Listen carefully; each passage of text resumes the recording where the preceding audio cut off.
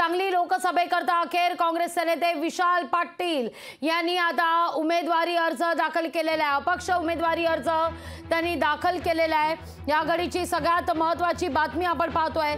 सांगलीतून विशाल पाटील यांनी आपला अपक्ष उमेदवारी अर्ज दाखल करत विशाल पाटलांनी सांगलीतून बंडखोरी केल्याचं आता पाहायला मिळतंय। या घडीची सगळ्यात महत्त्वाची ही बातमी, अपक्ष म्हणून विशाल पाटलांनी आपला उमेदवारी अर्ज दाखल केलेला आहे। सांगलीत जर आपण पाहिलं तर गेले अनेक दिवस विशाल पाटील हे सांगली लोकसभा निवडणूक लढण्याच्या दृष्टीने आग्रही होते। संजय राऊत यांनी त्या ठिकाणी दौरा केल्यानंतर वक्तव्य केल्यानंतर या सगळ्या संदर्भात नाराजी विशाल पाटील यांनी व्यक्त केलेली होती।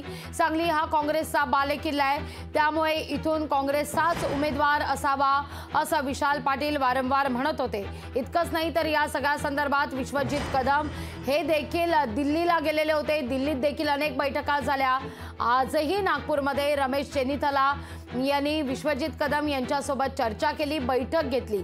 पण सांगलीत पुढच्या काही वेळात आता महाविकास आघाडीचा मेळावा सुरू होण्यापूर्वीच इथं काँग्रेसकडून एबी फॉर्म दाखल करण्यात येतोय। सांगलीत विशाल पाटलांकडून आता उमेदवारी अर्ज दाखल करण्यात आलेला अपक्ष म्हणून विशाल पाटील यांनी आपला उमेदवारी अर्ज दाखल केलेला आहे। सांगलीत आता बंडखोरी झाल्याचा पाहायला मिळतंय। विशाल पाटील यांनी बंडखोरी केलेली आहे।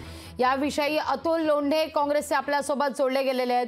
काय पहिली प्रतिक्रिया या सगळ्या मुद्द्यावर? नाराजी दूर करण्यात येईल असं म्हटलं जात होतं, पण अखेर इथं बंडखोरी पाहायला मिळतेय। लोंढे साहेब, नाही, नाराजी त्यांची दूर होऊन जाईल।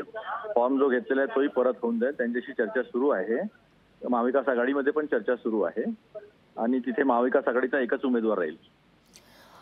पण या सगळ्या घडामोडी घडत असताना एकीकडे नागपूरला देखील काँग्रेसचे काही वरिष्ठ नेते कार्यकर्ते पोहोचलेले होते। रमेश चेन्नीथला यांची भेट घेण्याकरता याच मुद्द्यावर चर्चा करण्यात येत होती। पण इथं मात्र विशाल पाटील यांच्याशी काही संवाद झालेला नव्हता का अर्ज दाखल करण्यापूर्वी? त्यांना संवाद त्यांच्यासोबत सुरूच आहे, पण कधी कधी कार्यकर्त्यांचा दबाव असतो, कार्यकर्त्यांचे आपले एक विचार असतात, त्यामुळे काही घटना घडून जातात। पण आम्हाला पूर्ण विश्वास आहे की आम्ही या सगळ्या गोष्टीमधून मार्ग काढू।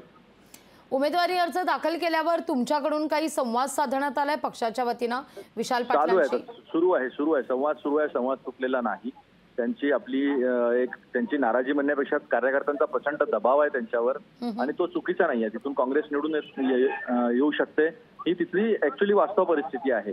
पण असं कुठं होणार नाही की महाविकास आघाडीमध्ये बंडखोरी वगैरे झालेली आहे, असं कुठे होणार नाही। त्या संदर्भातली चर्चा होऊन जाईल। मार्ग काढू म्हणजे नेमकं काय केलं जाईल? उमेदवारी अर्ज मागे घेतील विशाल पाटील? समजूत काढू। त्यांची समजूत काढू। निश्चित। धन्यवाद लोंढे साहेब, आमच्याशी संवाद साधला त्याबद्दल। लोकशाही मराठी ऐका, पहा, जागरूक रहा।